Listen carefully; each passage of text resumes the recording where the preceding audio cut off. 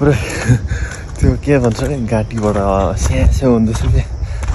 घाँटी यस्तो पोलिरहेको छ कि त्यो सास राम्रो फेर्न सक्दैछैन कि उकालो थाकेर सो अब म चाहिँ त्यो माथि ढाडा नपुग्नेसम्म यसरी हिँडेर जाने कि गाडीहरू केही चल्दैन फेरि रोड पर्ने छैन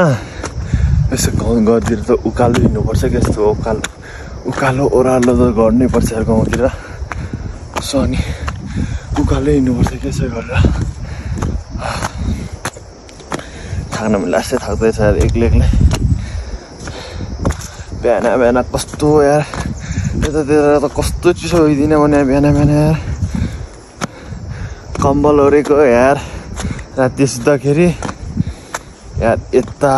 तान्दिने उता तान्दिने यार भाइले अनि यता चिसो हुने उता चिसो हुने यार म त सुत्नै मन लागेन भने यार 2 बजीतिर उठेको यार किराहरूले टोकेर आमा यतातिर त 2 बजीतिर उठ्यो अनि फेरि एकछिन सुतेको यार निन्दा पनि लाग्दैन यार के गर्नु अनि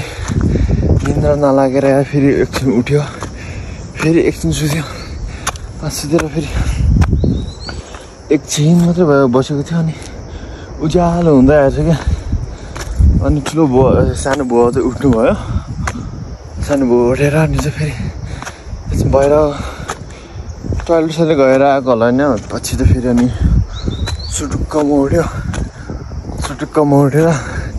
म चाहिँ अहिले वकतिर निक्लेको हो कि वक जाने ठाउँ पनि हाम्रो चाहिँ फेरि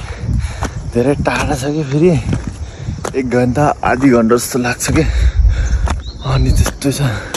बाटो यस्तो छ फेरि यस्तो उकालो जानुपर्छ जङ्गल ढुङ्गा यत्रो ठुल्ठुलो छ होइन कस्तो थाकिँदैछ क्या अनि मान्छेहरू पनि अब यस्तो के सामानहरू चामलहरू ल्यायो भने सागसब्जीहरू माछहरू ल्यायो भने यो बाटोबाटै आउँछ कि मान्छेहरू पनि अनि यो बाटो चाहिँ यस्तो उकालो छ कि हामी चाहिँ तल्ल